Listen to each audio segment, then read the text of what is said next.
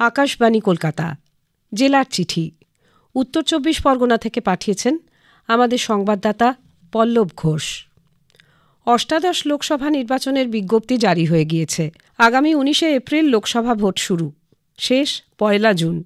ফল ঘোষণা ৪ জুন। ৭টি দফায় আসন্ন লোকসভা ভোট হবে। ৭ দফাতেই পশ্চিমবঙ্গে ভোট হবে। উত্তর ২৪ পরগনা জেলায় দমদম, ব্যারাকপুর, বারাসাত, বনগাঁ ও বসিরহাট এই ৫টি লোকসভা কেন্দ্র রয়েছে। এর মধ্যে ব্যারাকপুর ও বনগাঁ কেন্দ্রে ভোট হবে ২০ মে ৫ম দফায়, বাকি ৩টি কেন্দ্রে ভোট হবে ১ জুন ৭ম দফায়। জেলায় মোট ভোটারের সংখ্যা ৮২,১০,৪০৭।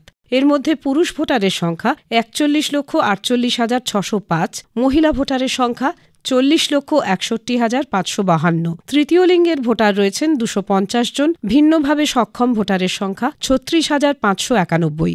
৮৫ বছরের ঊর্ধ্বে ভোটারের সংখ্যা এখানে ৫৮,৬৯৯। নতুন ভোটারের সংখ্যা ১,৩০,০০০-এর কাছাকাছি। এই ৫ লোকসভা কেন্দ্রের মধ্যে বারাসাত লোকসভা কেন্দ্রে মোট ভোটারের সংখ্যা সবচেয়ে বেশি, ১৮,৯৩,১৬৪। ব্যারাকপুর কেন্দ্রে মোট ভোটারের সংখ্যা সবচেয়ে কম, ১৫,০৪,৩০১। এক্ষেত্রে উল্লেখ্য, বনগাঁ লোকসভার অন্তর্গত হরিণঘাটা ও কল্যাণী এই বিধানসভা কেন্দ্র দুটি নদিয়া জেলার অধীন।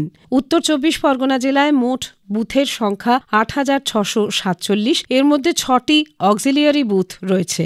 ইতোমধ্যেই জেলার ৫টি লোকসভা কেন্দ্রে তৃণমূল কংগ্রেস তাদের প্রার্থীর নাম ঘোষণা করেছে। ব্যারাকপুর, বসিরহাট ও বনগাঁয় গতবারের প্রার্থী পরিবর্তন করেছে তারা।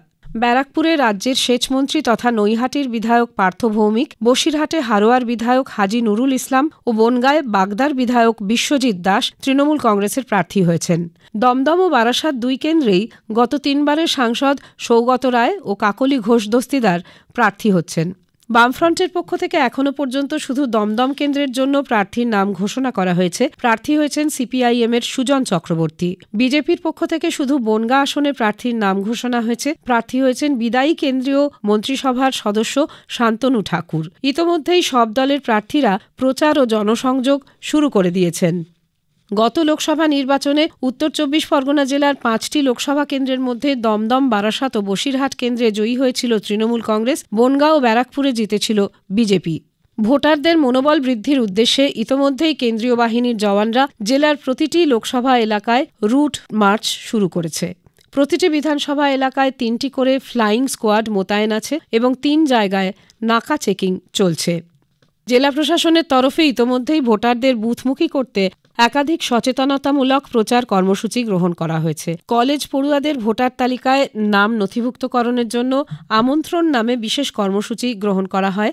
ভোটারদের অংশগ্রহণ বাড়াতে কলেজে ইলেকটোরাল লিটারেসি ক্লাব তৈরি করা হয়েছে। এর পাশাপাশি সাইকেল র্যালি, চুনাও পাঠশালা, বিতর্ক সভা আয়োজন করে তরুণ ভোটারদের ভোটদানে আগ্রহী করার উদ্যোগ নেওয়া হয়েছে। শারীরিকভাবে অক্ষম, তৃতীয় লিঙ্গ ও যৌনকর্মীদের ভোটার তালিকায় নাম নথিভুক্তকরণের জন্য বিশেষ শিবির করা হয়েছে।